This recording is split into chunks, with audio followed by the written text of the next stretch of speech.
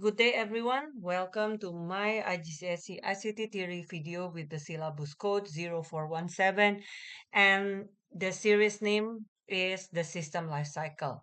First, I will tell you what is the function of this one and what are the stages that are available in this system's life cycle. Now, the purpose of you learning this is to know what kind of things that you need to do when you want to do what? When you want to create a new system or when you want to upgrade the current system or the existing system. And there are several stages that you need to follow in order to make a great solution in ICT, to make a great software at the end or the system, great systems at the end. The stages will be analysis, design, development, testing, implementation, documentation, and evaluation. And then after you reach the end of the stage, then when you want to upgrade the system, you will go back to the first stage of the system life cycle, which is analysis. And now I will tell you that the states that I will discuss in this video will be the first stage of the system life cycle named analysis. On the next slide, you will see analysis as the title, and there are three keywords: existing system, the problems and the needs, and the solution. Well, on this slide, I will give you the definition of the analysis using these three keywords, as simple as that.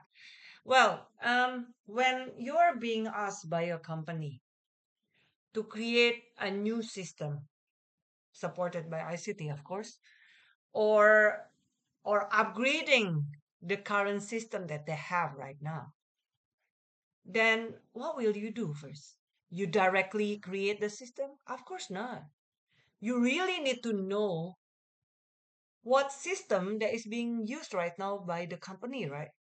So you as the system analyst will go to the company, and then after that you start on collecting information or data. And what is the purpose of you doing that? Is to get an idea about what? The existing system. But not only that, they call you, they ask you for a help because of what? Because there is a problem with the existing system. Or maybe they think that, oh, the existing system is very obsolete. We need to give more features in it, right? So you also need to know what kind of problems that are available in that current system, and also what is the extra needs, extra features that should be added to the new system. You can ask the stakeholders, right? The managers, the employers, the users of the system. Now, after that, at the end of this stage, you will over the solution based on the result of your analysis, based on your knowledge about the existing system, the problems and the needs, then you can give the solution. And of course, with the use of the ICT. I hope that you do get it about the introduction. Now, the next will be the four methods of data collection. You need to know several methods that you can use to collect the data information about what? The existing system, the problems, the extra needs, right? Now, the first one is observation. I hope that the picture will help you to define what observation is. So, observation can be done like this. For example, you sit next to the employee doing their daily tasks, so you know like how the system works.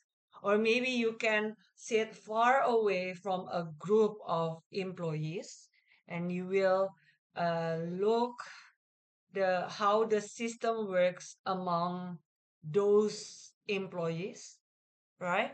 And what is the advantage? Well, you might, I will say might, okay? You might get an unbiased information because you are the first person who get the information. You get the information by directly observing how the system works. And then the disadvantage will be, well, these methods can give you, actually, I will say double quotation, uh, a not valid information. Why? Well, what do you feel when you are being observed by someone else? Will not do the work in a normal way. Makes sense, right? So the person who observe you might not get a valid information about the system, about how you do your job, correct? For the other advantage and disadvantage of the observation, you can check it on any ICT textbook. Okay. And then the next one is the interview. I hope the picture again can help you to define what interview is. It's about you as a system analyst call the person to sit next to you and you ask questions, right? Now, what is the advantage of this one? Well, for me, if you use your sense, if I use my sense, then I will say the advantage you get a very detailed information from each person that you interview, correct? Because when you see that the person you ask don't understand the question at all, don't understand the question at all, then the one that you will do, you will re-explain the question until the the person that you interview understand the question, and then after that you will get a valid, make sense, a valid answer for that question. And then after that, you can generate another question that is related to the the person's answer. So you will get a more detailed information, but you know what? It costs something.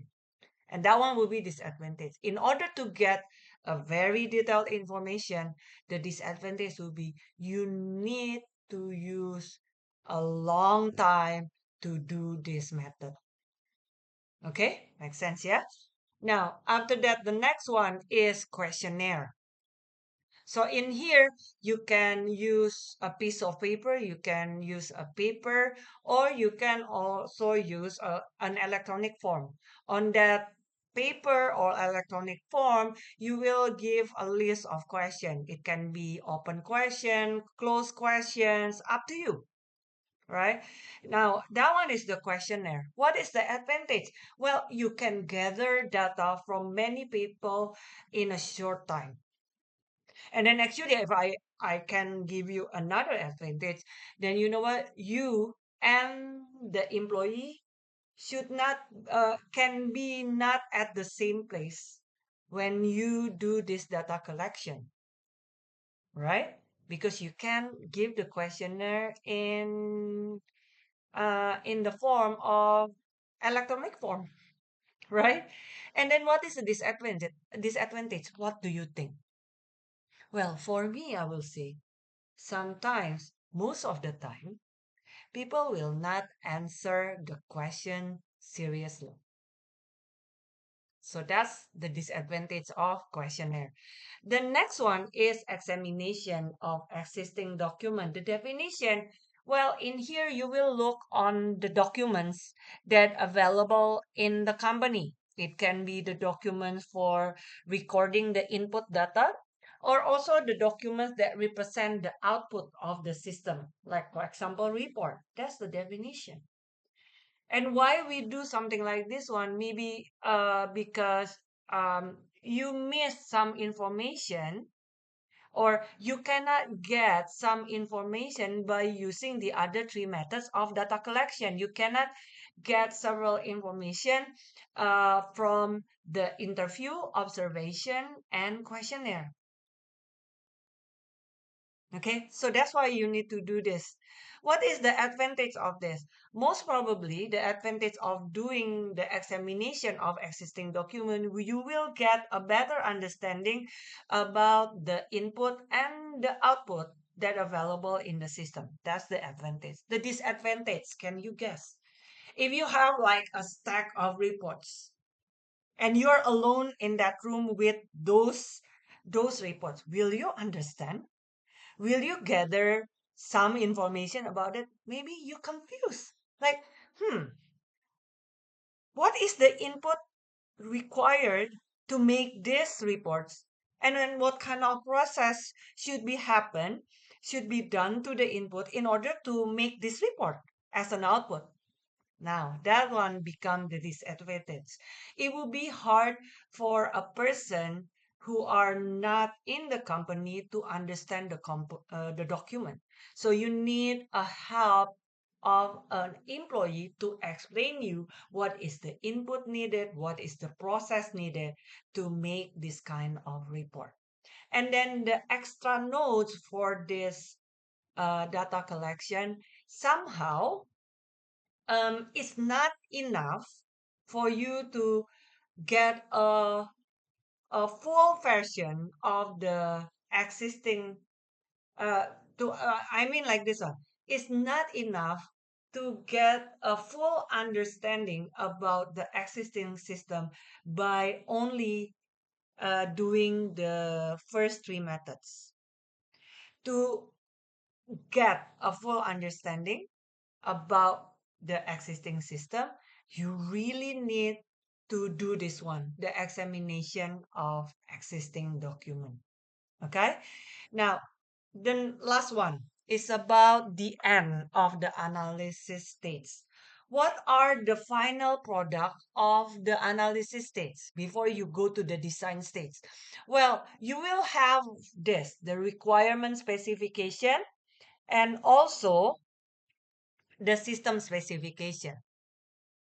On the requirement specification, you will get four things. The first one is the purpose of the system. What is that for? What is the purpose of the new system? The second one, you also know like what kind of the input necessary for the new system and also the output. The third one, of course, we cannot only know the input and output. We also need to understand all the process that is needed in order to process the input become an output. The last one will be the performance indicator. Like for example, um, like like a report. Let's say using the existing system, you need a day to produce that particular report. Don't be surprised. Some of the reports required a long time to be produced. And now the stakeholder tell you that, by using the new system, I expect you to produce the same report only for 5 hours. That's the example of the performance indicator. After that, we will go to the system specification. In the system specification, you will say what kind of hardware and software that are required to support your new system. I think that's all for the analysis stage. See you on the next video about the design stage. Bye.